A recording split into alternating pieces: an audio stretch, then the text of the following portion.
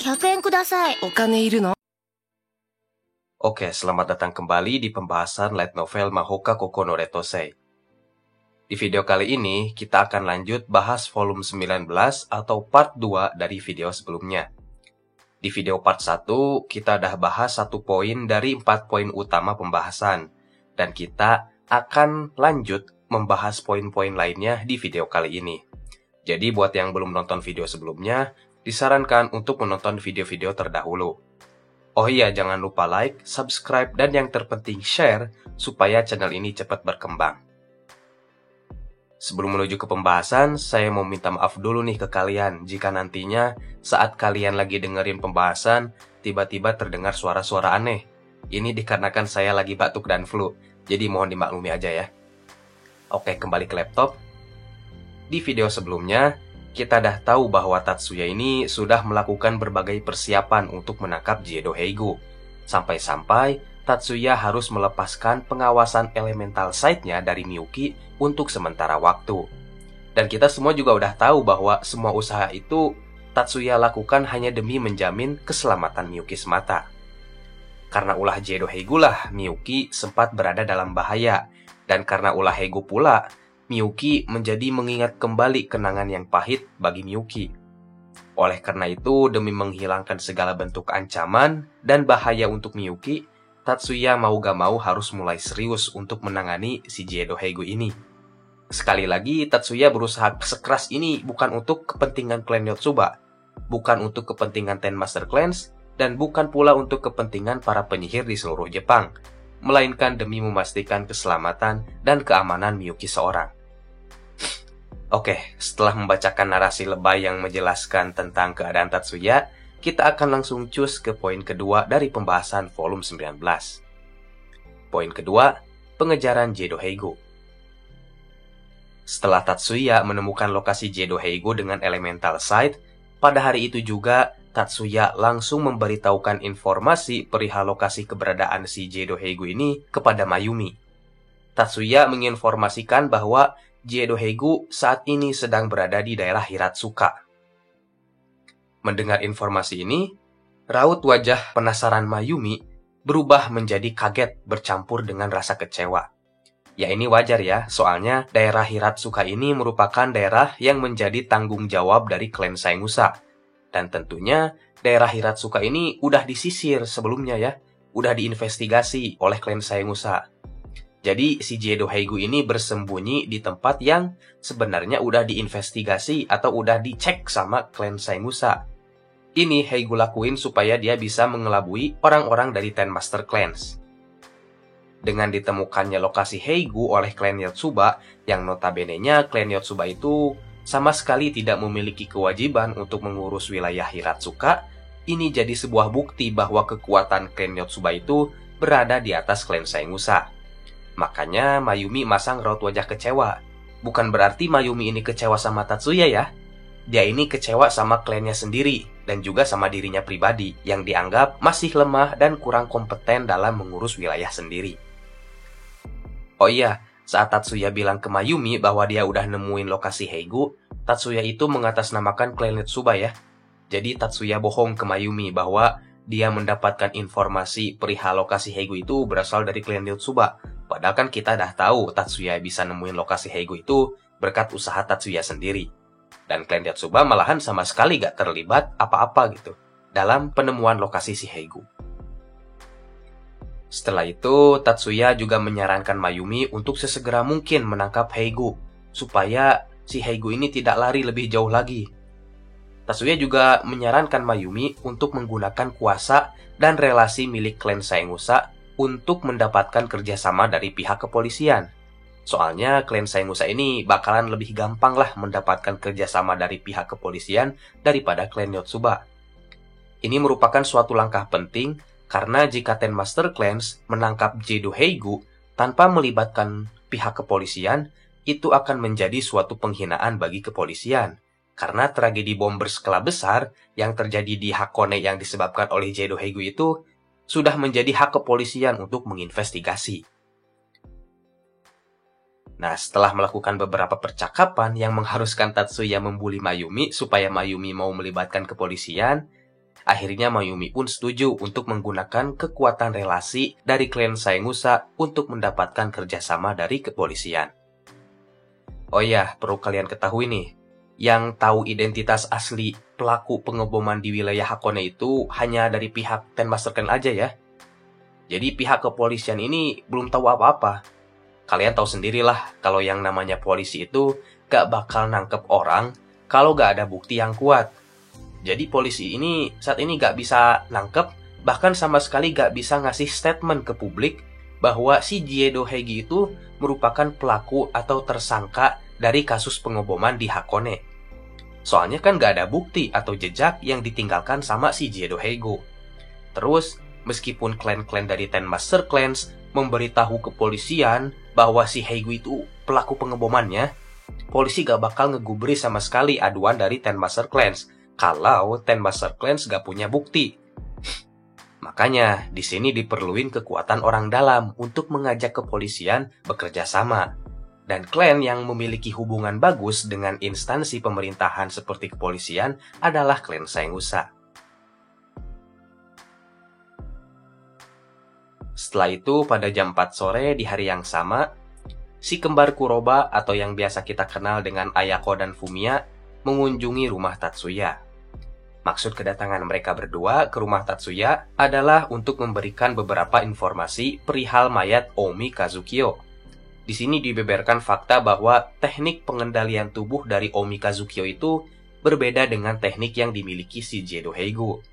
Kalau Jiedo Heigo, dia punya teknik membuat tubuh seseorang menjadi zombie dengan memanipulasi tubuhnya secara langsung. Sedangkan Omi Kazukyo, dia menjadikan seseorang sebagai bonekanya dengan menggunakan spiritual being atau roh untuk memanipulasi targetnya. Ya, perumpamaannya itu seperti ada orang yang punya jin. Terus si jinnya itu disuruh ngerasukin orang lain. Dan dia bakal bergerak sesuai dengan keinginan orang yang punya jin itu. Jadi gitulah perumpamaannya. Oh ya, di sini juga ada pembahasan tentang masa lalu si Omi Kazukyo ini. Tapi kayaknya bakal kepanjangan, jadi lewat aja dulu lah. Terus, selain mengabarkan tentang seluk-beluk Omi Kazukyo, Fumiya dan Ayako juga memberitahu Tatsuya perihal hasil investigasi yang telah dilakukan oleh klan Kuroba. Klan Kuroba atau lebih tepatnya Shinonome Yoshimi, si pemilik sihir Memory of the Death, telah memeriksa ingatan dari mayat Omi Kazukyo, dan di sana Yoshimi mendapatkan informasi bahwa Jiedo Heigo sekarang ini sedang membawa 2 pengawal yang sudah dia rubah menjadi zombie. Untuk identitas siapa yang telah dia rubah menjadi zombie itu, Yoshimi dan Tsukuba Yuka yang merupakan ahli di bidang sihir tipe persepsi dari klan Yotsuba tidak menemukan identitas kedua pengawal baru Heigo itu. Ini bisa dibilang wajar karena kalau yang dijadiin zombie itu adalah penyihir tingkat tinggi, maka ada kemungkinan tubuh dari mayat yang dijadiin zombie itu bisa menghapus atau menolak segala bentuk sihir tipe persepsi. Ini dikarenakan penyihir tingkat tinggi ini yang udah jadi zombie itu masih menyimpan kekuatan mereka di dalam tubuh mereka. Sedangkan penyihir tingkat rendah atau non-penyihir biasanya tidak punya perlindungan terhadap sihir tipe persepsi. Oh iya, Heigo ini punya keahlian untuk menjadikan seorang penyihir tingkat rendah atau non-penyihir menjadi zombie penyihir yang kuat ya. Ya, caranya dengan memasang alat yang bernama Sorcery Booster. Tapi jatuhnya mereka ini jadi bukan zombie sih, tapi kayak generator lah ya. Kalau masih belum paham, nanti dah saya bakal jelasin lagi di masa mendatang. Setelah mendengar banyaknya informasi tak terduga, Tatsuya jadi merenung sejenak. Dalam renungannya, Tatsuya berpikir, kenapa mayat seorang penyihir tingkat tinggi yang seharusnya udah mati, ternyata masih bisa menyimpan kekuatan sihir? Bukannya sihir itu berasal dari pikiran? Sedangkan orang mati itu pastinya pikiran mereka udah gak bisa berfungsi lagi. Jadi mereka seharusnya gak bakal bisa memproduksi sihir dong. Terus Tatsuya juga berpikir, jika nantinya terbukti benar bahwa orang yang mati itu masih memiliki pikiran, apakah bisa si orang mati itu merasakan atau mendeteksi emosi, yang mana sumber emosi itu berasal dari pikiran? Tatsuya terus-menerus merenung dan menanyakan kepada dirinya sendiri tentang banyak hal. seperti hakikat pikiran, bahkan tentang hakikat hidup dan mati. Namun lamunan Tatsuya ini tak berlangsung lama.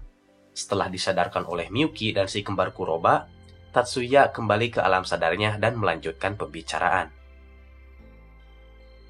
Terus, selain melaporkan perihal temuan tentang mayat Omi Kazukiyo, kedatangan si kembar Kuroba ini ke rumah Tatsuya juga untuk menjadi pengawal Miyuki ketika Tatsuya pergi melaksanakan misi penangkapan Gedo Heigo pada nanti malam. Ini dikarenakan klan Kuroba dan klan Tsukuba, atau lebih umumnya klan Yotsuba lah ya, sekarang nggak perlu lagi ikutan nimbrung ke dalam misi penangkapan Gedo Heigo. Sekarang klan Yotsuba hanya perlu duduk manis sambil menunggu hasil kinerja Tatsuya. Ini bukan berarti klan Yotsuba males nolong Tatsuya ya. Bukan, tapi ini dilakukan supaya klan Yotsuba bisa menjaga kerahasiaan dari teknik sihir tipe interferensi mental milik klan Kuroba dan klan Tsukuba. Singkat cerita, operasi penangkapan Gedo Heigo yang diinisialisasi oleh Ten Master Clans dimulai. Operasi ini dimulai pada pukul 6 petang. Tim pengejaran Gedo Heigo dari Ten Master Clans ini terbagi ke dalam dua kelompok. Kelompok pertama yaitu kelompok yang beranggotakan klan Jumonji yang dipimpin oleh Katsuto beserta anak buahnya, dan klan Saengusa yang dipimpin oleh Saengusa Tomokazu beserta anak buahnya juga. Sedangkan kelompok 2 yaitu kelompok yang beranggotakan Tatsuya dan Masaki. Gak bawa anak buah ya, cuma Tatsuya dan Masaki doang. Nah, karena kelompok kedua ini orangnya dikit banget, yang hanya terdiri Tatsuya dan Masaki doang, maka Katsuto mengirimkan para bawahannya dari klan Jumonji ke kelompok kedua atau kelompok Tatsuya dan Masaki. Jadi sekarang kekuatan kedua kelompok dari segi jumlah bisa dibilang rata lah ya.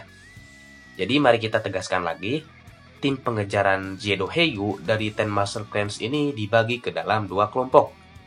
Kelompok pertama berisi Katsuto, Saengusa Tomokazu beserta orang-orang dari klan Saengusa, sedangkan kelompok 2 berisi Tatsuya, Masaki, dan orang-orang dari klan Jumonji. Untuk pembagian tugas sendiri, kelompok 1 atau kelompok yang dipimpin oleh Saengusa Tomokazu bertugas untuk menangkap Gedo Heigo secara langsung. Jadi kelompok pertama ini jadi tim pengejar ya. Sedangkan kelompok 2 ini bertugas untuk menjadi tim pencegat di tempat yang udah diperkirakan akan dilewati oleh si Gedo Heigo nantinya. Di pihak Gedo Heigo sendiri, si Heigo yang seharusnya udah kehabisan bala bantuan dan tidak bisa minta tolong siapa-siapa lagi, saat ini dia sedang bersama dengan seorang yang bernama Jondu. Jondu ini adalah orang yang menyelamatkan Heigo dari penggerbekan Tatsuya dan klan Yotsuba di markas Zama tempo lalu.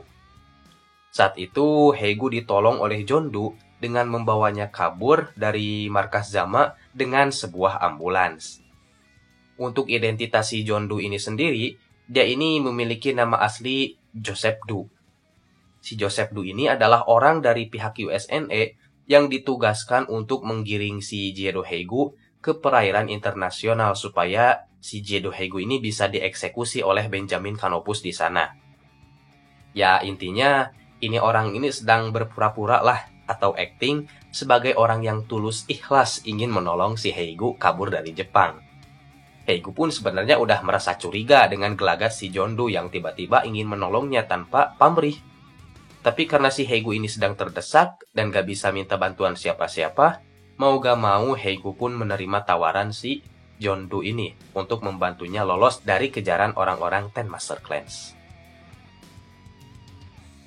Pada saat misi pengejaran Heigo dimulai, Heigo ini sedang mengendarai sebuah mobil anti peluru bersama Jondu dan kedua zombie yang tak lain adalah Toshikazu dan Inagaki.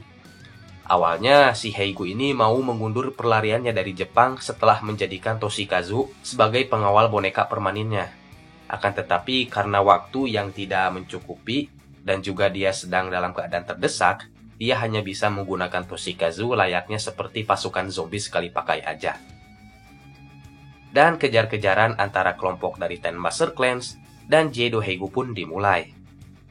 Kelompok Heigo mengendari sebuah mobil yang dikendarai oleh Joseph Du. Dan mereka sekarang sedang dikejar oleh 4 mobil dari kelompok Ten Master Clans yang terdiri dari mobil dari kepolisian dan dari pihak Ten Master Clan sendiri. Kejar-kejaran ini sendiri terjadi di wilayah perkotaan di Hiratsuka. Meskipun Heigo tampak sedang terdesak dan gak punya bantuan dari siapa-siapa, tapi rencana penangkapan Heigo ini gak berjalan lancar seperti yang direncanakan oleh Ten Master Clans. Ini dikarenakan ada halangan atau gangguan yang dilakukan oleh pihak USNA.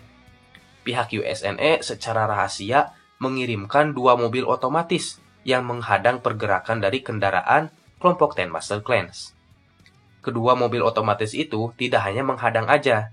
Mobil-mobil otomatis itu juga melakukan serangan-serangan berbahaya seperti menembakkan bom-bom kecil atau sejenis grenade.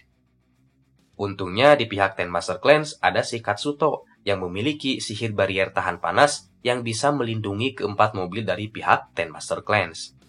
Katsuto memutuskan untuk memecah kelompok menjadi 2 bagian. Katsuto bersama orang-orang dalam satu mobilnya akan mengurus mobil-mobil otomatis yang telah menyerang kelompoknya, sedangkan 3 mobil sisanya akan dipimpin Tomokazu untuk melanjutkan penangkapan dan pengejaran si Gedo Heigo. Dan kelompok pengejar Heigo pun terbagi menjadi 2. Katsuto selaku orang yang mengusulkan pembagian tim harus mengatasi mobil-mobil yang terus menyerangnya. Untungnya ini bukanlah hal sulit bagi Katsuto. Di lain pihak, setelah Katsuto mengurus kedua mobil otomatis yang menyerangnya, tiba-tiba Katsuto mendengar suara tabrakan keras dari arah kelompok yang sedang dipimpin oleh Saemusa Tomokazu. Rupanya di sana juga ada 2 mobil otomatis lagi yang tiba-tiba ngeblok jalan. Ini mengakibatkan mobil-mobil dari pihak Ten Master Clan crash dengan mobil-mobil otomatis itu.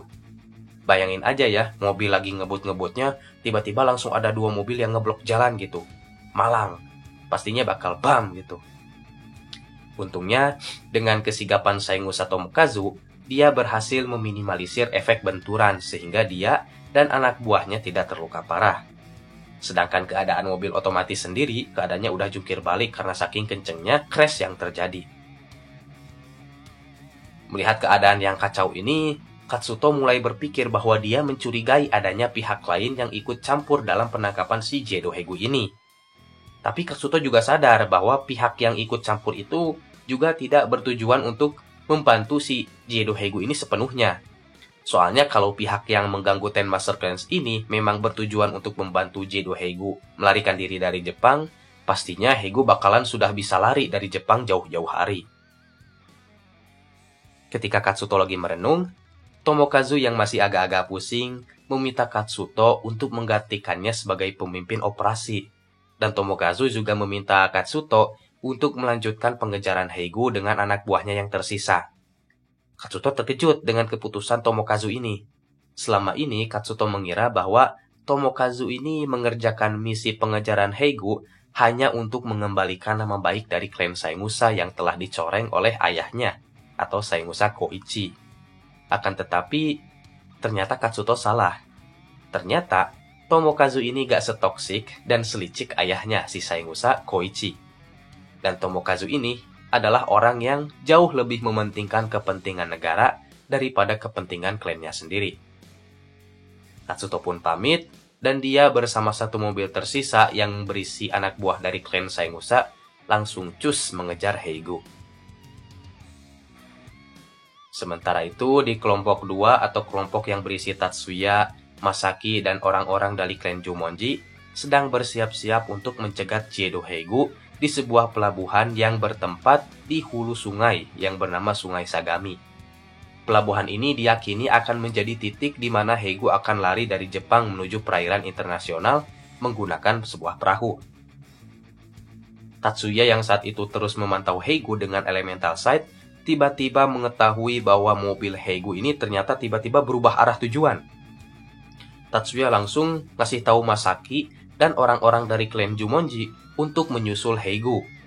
Tatsuya dan Masaki langsung pergi menggunakan motor mereka, diikuti oleh mobil milik orang-orang dari klan Jumonji.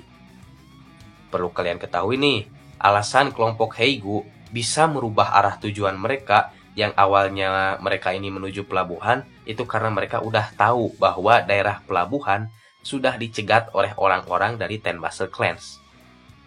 Bagaimana Heigo bisa tahu? Bukan Heigo yang tahu, tapi si Jondu atau Joseph Du lah yang tahu. Kenapa si Joseph Du bisa tahu? Ya kan kita udah tahu, Joseph Du ini adalah orang yang sedang berpura-pura membantu Heigo.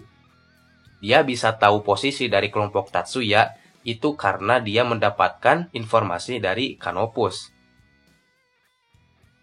Sedari awal, bahkan sebelum kejar-kejaran dimulai, Canopus udah melakukan pemantauan terhadap dua kelompok ini.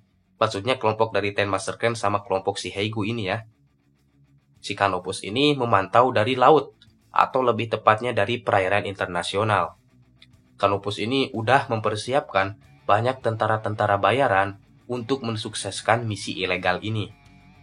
Terus, tentara-tentara bayaran ini juga merupakan penyihir-penyihir yang memiliki tubuh yang udah diperkuat oleh obat. Dan mereka ini benar-benar sangat nekat, sampai-sampai rela menjual nyawa mereka demi kekuatan. Pokoknya tentara-tentara bayaran ini kayak Stardust lah ya, Stardust milik USNE. Tapi mereka ini bukan Stardust, kayak doang, mirip doang. Para tentara bayaran ini juga tidak takut mati, tidak takut akan aturan, dan siap mengorbankan diri mereka kapan saja. Dan jikalau mereka mati, mereka tidak akan bisa dilacak karena mereka sama sekali tidak memiliki identitas. Jadi USNE akan aman dari tudingan-tudingan bahwa mereka telah mengirimkan tentara-tentara ilegal ke wilayah Jepang. Lagi pula, wajah-wajah dari para tentara bayaran ini kayak orang-orang timur. Oke, kembali ke drama kejar-kejaran antara Jido Heigo dan Ten Master Clans. Ketika kelompok Tatsuya sudah hampir menyusul mobil Heigo, Tatsuya yang saat itu sedang fokus mengendarai motor, tiba-tiba diserang oleh sebuah sihir semacam pisau angin yang langsung membelah motor kesayangan Tatsuya menjadi dua. Untungnya, Tatsuya udah sigap sebelum serangan itu mengenainya. Tatsuya langsung lompat dari motornya dan membiarkan motor kesayangannya itu terbelah menjadi dua. Tatsuya yang udah tidak memiliki kendaraan lagi, menyuruh Masaki dan orang-orang dari klan Jumonji untuk terus mengejar Heigo. Tatsuya berkata bahwa dia akan mengurus orang yang telah berani menyerang dirinya. Masaki awalnya heran dengan sikap Tatsuya ini. Soalnya Masaki berpikir kalau nanti dia berhasil nangkep Heigo, Masaki bakalan bisa memonopoli segala macam penghargaan sebagai apresiasi dalam menangkap Heigo. Yang dianehin sama si Masaki itu, kenapa Tatsuya tampak gak peduli sama hal-hal seperti penghargaan dan cenderung bodoh amat. Tapi hal itu hanya sepintas lah di pikiran Masaki, dan tanpa pikir panjang lagi, Masaki bersama dengan orang-orang dari klan Jumonji langsung cus mengejar mobil Heigo meninggalkan Tatsuya bersama orang yang telah nyerang Tatsuya tadi.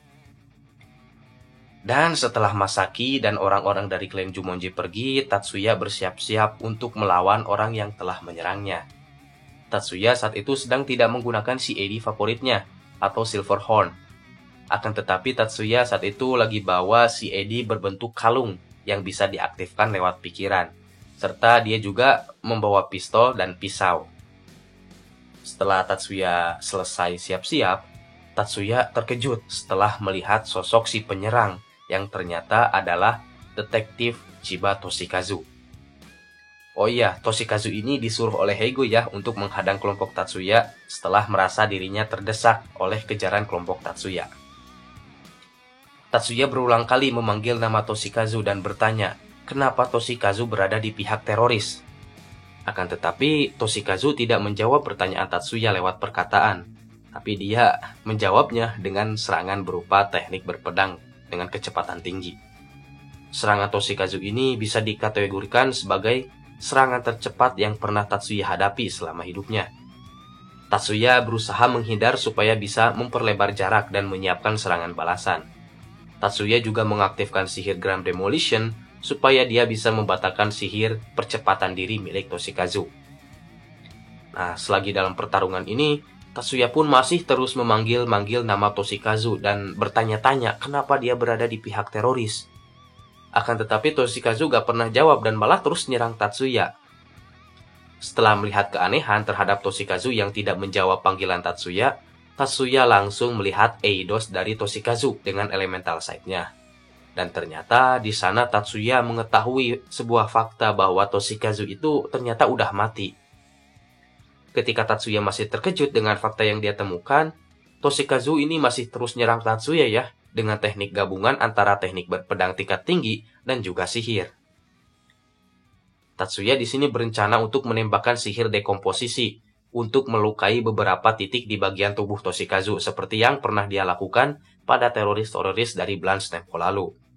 Akan tetapi, sihir dekomposisi Tatsuya itu tiba-tiba dibatalkan oleh sekumpulan psion yang keluar dari tubuh Toshikazu yang tak lain adalah sihir Gram Demolition. Tatsuya sangat terkejut perihal Toshikazu yang bisa menggunakan sihir Gram Demolition. Tatsuya sama sekali nggak tahu informasi perihal anggota keluarga dari klan Chiba yang bisa menggunakan sihir Gram Demolition. Tapi Tatsuya nggak heran jika klan Chiba menguasai sihir Gram Demolition sebagai teknik rahasia dan tidak memberitahukannya ke halayak umum. Setelah itu, Tatsuya berusaha mendekomposisi lagi tubuh Toshikazu di beberapa titik tertentu seperti ankle, bahu, dan pedang milik Toshikazu. Akan tetapi sekali lagi, tubuh Toshikazu mengeluarkan pancaran psion yang membatalkan sihir Tatsuya. Nah, anehnya, setelah Toshikazu membatalkan sihir dekomposisi Tatsuya, Tatsuya merasakan bahwa hawa keberadaan dari si Toshikazu ini semakin menipis. Setelah dicek sekali lagi, dicek dengan elemental sight, Tatsuya akhirnya menemukan fakta bahwa Toshikazu saat ini sedang menggunakan sihir yang bersumber dari energi kehidupan miliknya sendiri.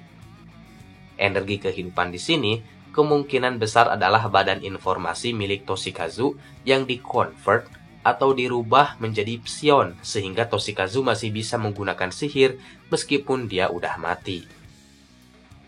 Untuk masalah energi kehidupan atau life force sendiri, perkara ini pernah disinggung pas waktu kejadian vampire di Arc Visitors, di mana Mikihiko pernah menjelaskan bahwa para vampir itu atau parasit cenderung mencari mangsa mereka dari golongan manusia untuk disedot energi kehidupan mereka atau life force mereka atau seiki dalam bahasa Jepangnya ya.